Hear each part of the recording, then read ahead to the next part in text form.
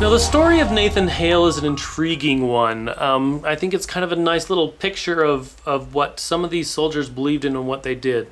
Now, Nathan Hale was a flat-out spy. He was an American spy spying on the British. While they were in New York, he went in and tried to get information. He wrote things down, what was going on. He pretended that he was part of the British and was a flat-out spy. He got caught as a spy. They found the papers that he had written, the secret plan, how things were laid out for the British. He got caught and was executed for it. Now this story would probably go away, except for this account that we're going to read. This account became famous because of these words that he said that Nathan Hale, his last words here, are very important.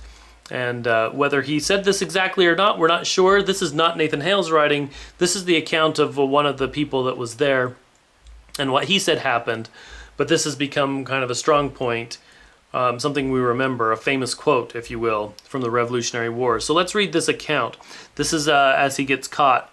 It says, "In a few days, an officer came to our camp under a flag of truce and informed Hamilton, then a captain of artillery, but afterwards the aide of General Washington, that Captain Hale had been arrested within the British lines, condemned as a spy, and executed that morning. I learned the melancholy particulars from this officer, who was presented at his execution and seemed touched by the circumstances attending it." So he's writing down what this officer said happened, because he saw it.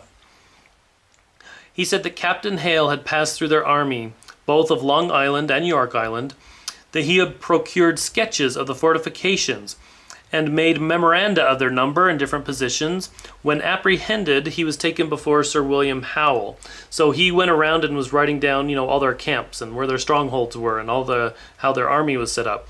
But he was caught and taken before Sir William Howell, who was in charge of the British army there.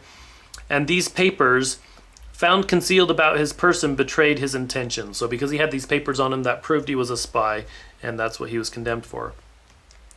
He at once declared his name, rank in the army, and his object in coming within the British lines.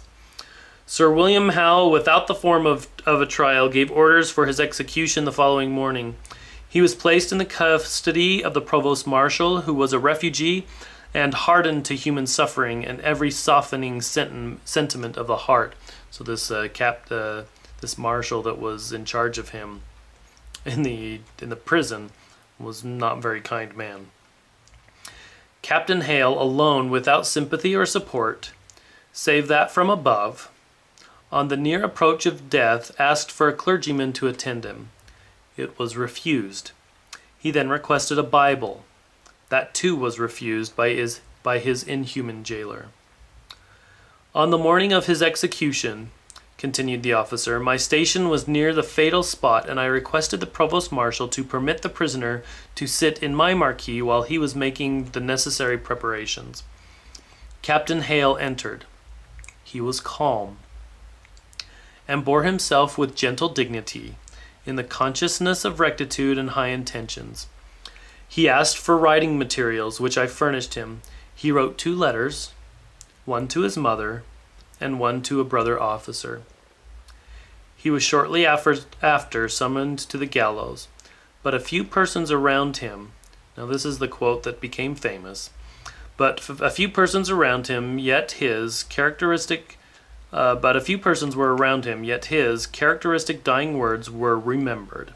He said, "I only regret that I have but one life to lose for my country."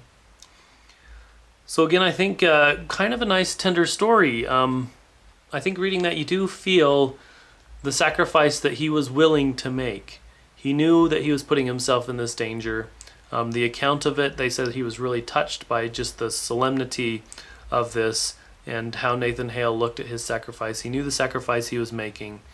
And he says, "I only regret that I have but one life to lose for my country," basically implying that he would do it again. If he could, he would sacrifice his life again. Interesting story, very famous quote, one you should be familiar with.